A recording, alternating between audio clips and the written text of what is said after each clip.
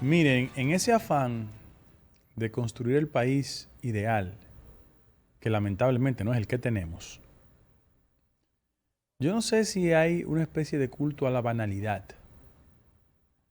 pero una de las características desafortunadas de la vida política dominicana y del comportamiento de la sociedad en su conjunto es que la escasa vocación por la discusión civilizada, al no existir, ha ido construyendo los rieles de las avenidas de lo insustancial, insuficiente, poco creíble y de escasa profundidad. El que lee los periódicos fundamentales del país, el que escucha la radio, observa la televisión o anda conectado a las redes sociales, se dará cuenta cómo hay un proceso de banalización de las ideas fundamentales que deben caracterizar a toda sociedad. En cualquier país de desarrollo mediano, no hablo de las grandes potencias que siempre miramos hacia ellas, usted siente que alrededor de los temas fundamentales se articulan debates.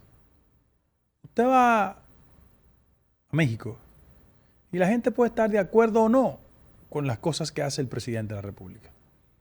Pero tú sientes que hay un peso específico de intelectuales, de pensadores.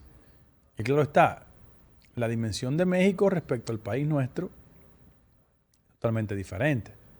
Pero como usted ve en la hoja de vida, es el país de Carlos Fuentes, de Octavio Paz, de los grandes pensadores, que al margen de su vida intelectual y académica, colocaban temas sobre el debate fundamental. Borges, cuando hablaba, estremecía las bases de la sociedad argentina y una parte importante de América Latina, porque sus aportes para las ideas eran esenciales. Cuando usted ve el variopinto de pensadores, intelectuales, académicos de sociedad como la española, donde sobre los aspectos fundamentales hay un debate. Reitero, más allá de las pasiones partidarias. En España, por ejemplo, ahora se está debatiendo con mucha efectividad el tema de la migración. Y usted ve a los académicos, a los intelectuales opinando sobre el tema. Y a una clase política que cuando no tiene las herramientas para incorporarse al debate, mantiene silencio y escucha. O sea, hay un pensamiento que permea todo el cuerpo social de esos países. Déjeme decirle, a pesar del desparpajo institucional, en Haití siempre ha existido un debate de ideas. Claro está, lo articula el 5% de la población, porque el resto, por los niveles de falta de acceso a la educación, los amplísimos niveles de analfabetismo, están excluidos de los debates. ¿Qué yo quiero decir con esto? Que ninguna sociedad es conducida correctamente cuando no existen los espacios fundamentales de la discusión rigurosa, seria. Porque aquí, como en otras partes, los intelectuales han sido cooptados por la nómina pública. Y cuando cada uno de ellos asume posición o cuando guardan silencios cómplices, tú piensas que su rol es subvertido por el deseo y el día a día de generarse los ingresos indispensables para mantener su familia. Por muchos años, la diplomacia siempre sirvió como un colchón para que los intelectuales, académicos participaran. Pero esa condición no los hacía pura y simplemente cómplices frente al régimen. Claro está, en las dictaduras eso pasaba. Pero cuando usted pasa balance de los últimos 60 años de vida institucional, en el país hay una carencia, hay un déficit.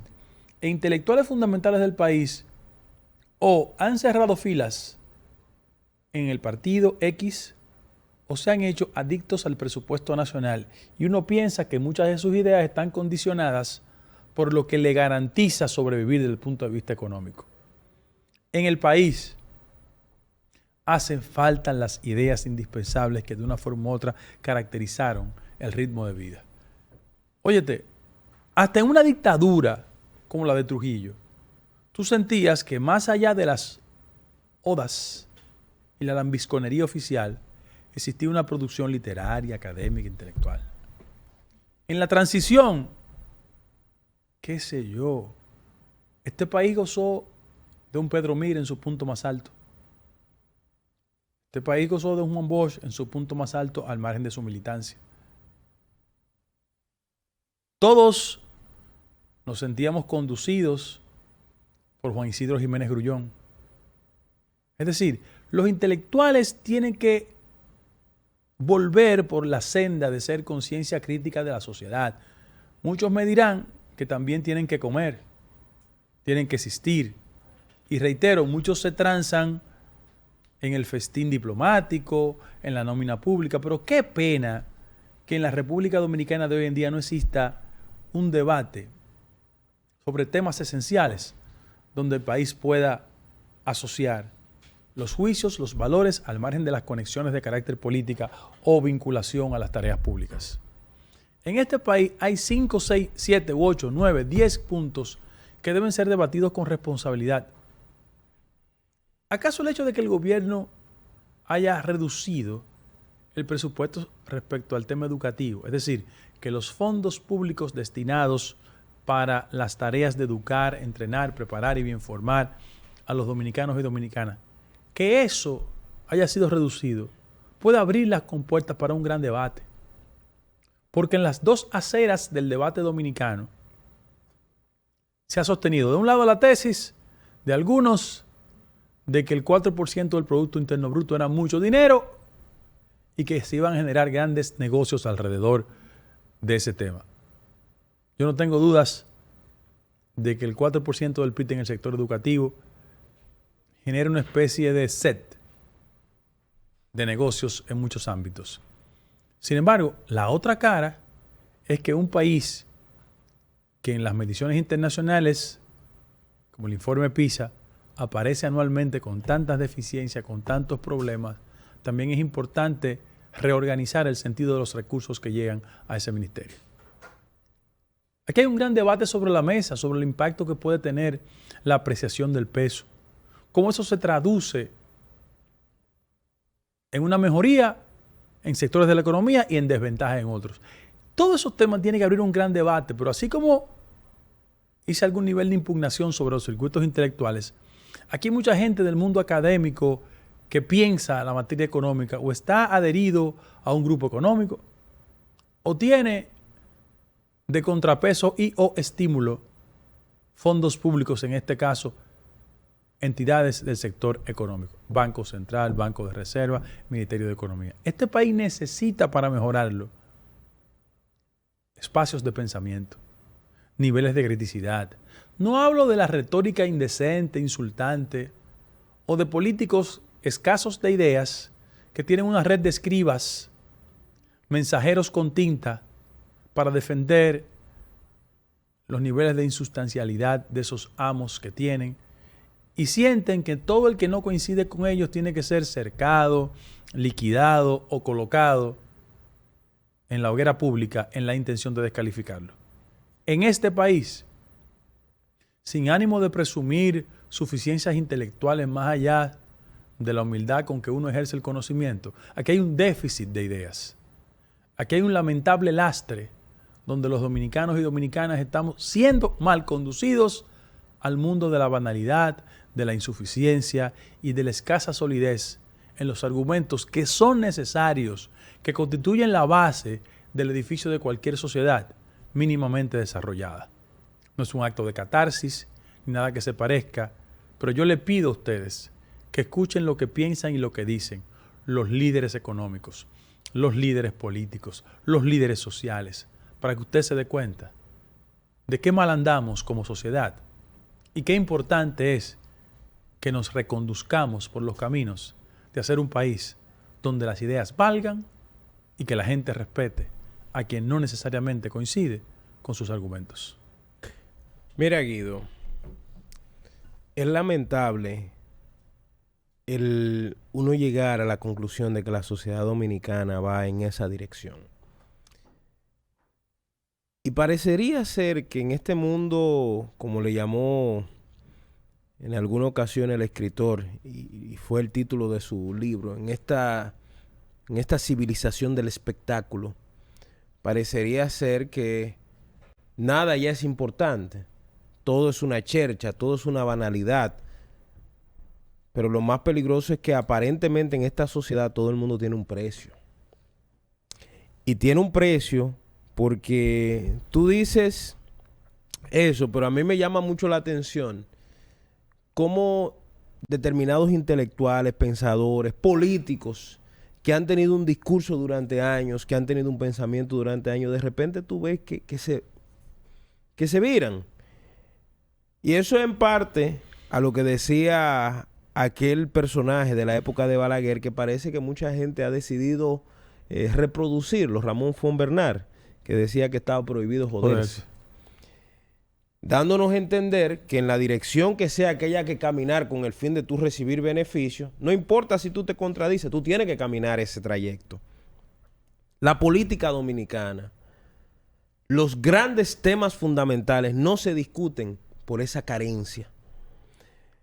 Lo primero es que si tú analizas la prensa crítica de don Rafael Herrera, de que uno puede tener diferencia con toda esa gente, de Gregorio García Castro, Goyito, la prensa crítica de Orlando Martínez Only, la prensa crítica de Narciso González, Narcisazo, la prensa crítica de toda esa gente que tuvieron que correr, que tuvieron que esconderse, que tuvieron que vivir momentos difíciles por lo que pensaban de la sociedad dominicana que esperábamos. No es la prensa que tenemos hoy, Guido.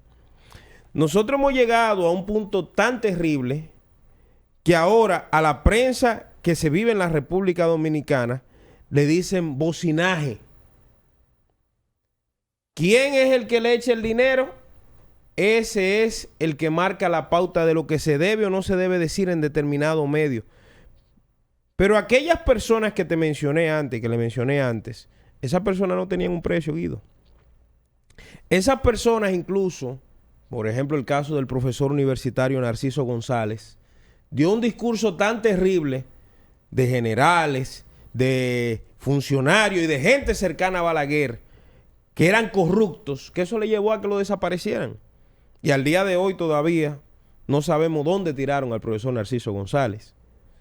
Bueno, hoy día con esta falta de criterio, con esta falta de orden de vida, con esta falta de intereses por la patria, porque hemos llegado al punto de que la mayoría de gente entiende de que sálvese quien pueda debe ser el criterio fundamental.